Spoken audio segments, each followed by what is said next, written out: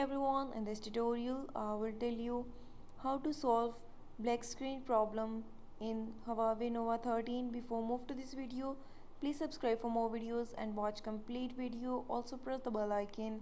Now let's start our video without wasting any time.